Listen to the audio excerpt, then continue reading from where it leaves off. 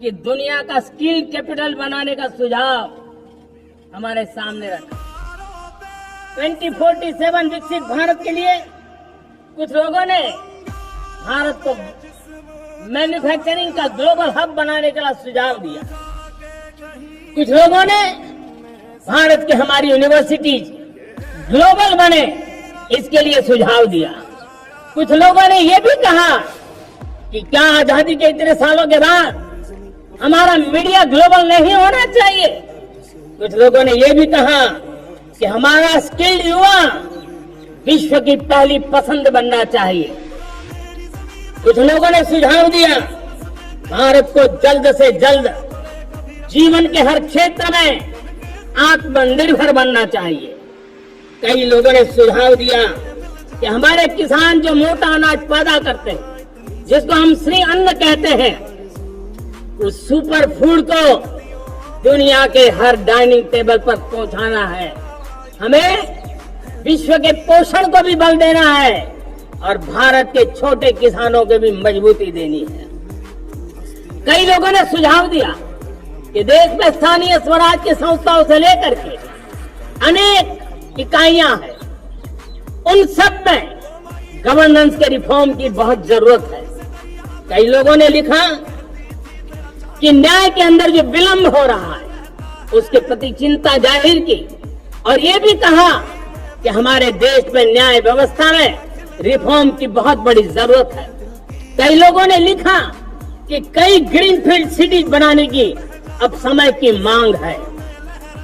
किसी ने बढ़ती हुई प्राकृतिक आपदाओं के बीच शासन प्रशासन में कैपेसिटी बिल्डिंग के लिए एक अभियान चलाने का सुझाव दिया।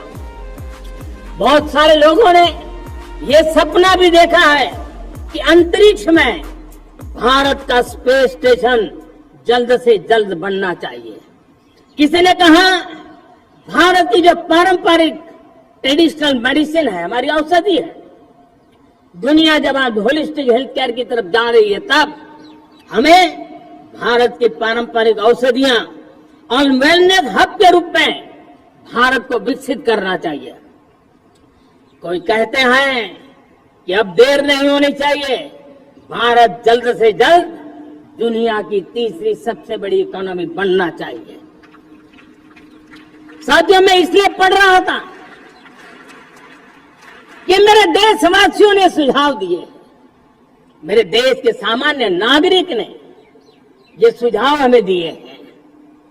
मैं समझता हूं जब देशवासियों की इतनी विशाल सोच हो, देशवासियों के इतने बड़े सपने हो, देशवासियों की इन बातों में जब संकल्प झलकते हो, तब हमारे भीतर एक नया संकल्प दृढ़ बन जाता है। हमारे मन में आत्मविश्वास नई ऊंचाई पर पहुंच जाता है। और साथियों, देशवासियों का ये भरोसा सिर्फ कोई इंटेलेक्चुअल डिबेट नहीं है, ये भरोसा अनुभव से निकला हुआ है। ये विश्वास लंबे कालखंड के परिश्रम की पैदावार है और इसलिए देश का सामान्य मानव याद करता है। जब लाल किले से कहा जाता है कि हिंदुस्तान के 18,000 गांवों में समय सीमा में बिजली पहुंचाएंगे और वो काम हो जाता है, तब भरोसा मजबूत हो जाता है। जब ये तय होता है कि आजादी के इतने सालों के बाद भी 2.5 करोड़ परिवार ऐसे हैं जहां बिजली नहीं है, वो अंधेरे में जिंदगी गुजारते हैं, 2.5 करोड़ घरों में बिजली पहुंच जाती है, तब सामान्य मानवीय का भरोसा बढ़ जाता है। जब लाल किले से स्वच्छ भारत की बात कही जाए, तब इस देश के अग्रिम पंक्ति में बैठे हुए लोग हो, गांव के लोग हो, गरीब बस्ती में रहने वाले लोग हो, छोटे छोटे बच्चे हो, हर परिवार के अंदर स्वच्छता का वातावरण बन जाए, स्वच्छता की चर्चा हो, स्वच्छता के संदर्भ में एक दूसरे को रोक टोकने का निरंतर प्रयास चलता रहे। मैं समझता हूं कि ये भारत के अंदर आई हुई नई चेतना का प्रतिबिंब है। जब देश के सामने लाल किले से कहा जाए कि आज हमारे परिवारों में 3 करोड़ परिवार ऐसे हैं जिनके घर में नल से जल मिलता है। आवश्यक है हमारे इन परिवारों को पीने का शुद्ध पानी पहुंचे। जल जीवन मिशन के तहत इतने कम समय में नए 12 करोड़ परिवारों को जल जीवन मिशन के तहत नल से जल पहुंच रहा है।